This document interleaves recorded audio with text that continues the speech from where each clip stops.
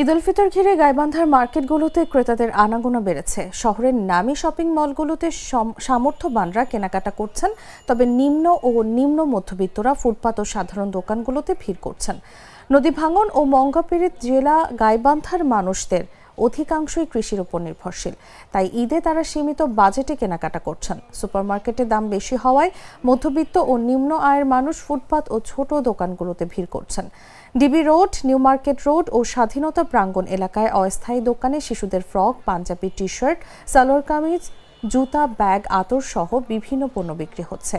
ক্রেতারা সকাল থেকে রাত পর্যন্ত ব্যস্ত। ফুটপাতে ক্রেতারা বলছেন দর কম হওয়ায় এখানে কেনাকাটা করা হয়। আর দোকানিরা জানান শিশুদের পোশাক 100 থেকে 2500 টাকা, সালোয়ার কামিজ ও পাঞ্জাবি 1 থেকে 5000 টাকার মধ্যে বিক্রি হচ্ছে।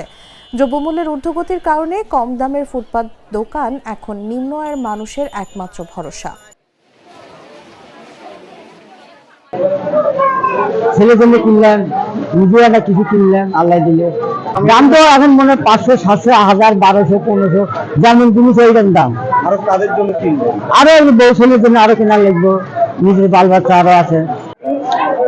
এবার আমাদের মার্কেটের চাহিদা হচ্ছে হলো লেডিসের ভিতরে হচ্ছে জাফরান পাকিস্তানি, তারপর থ্রি পিস আপনার পাকিস্তানি থ্রি পিস গুলো, আর ছেলেদের মধ্যে 10 শোল্ডার আপনার টি শার্ট আর 10 শোল্ডার শার্ট একটা আছে, এই ধরনের কালেকশন।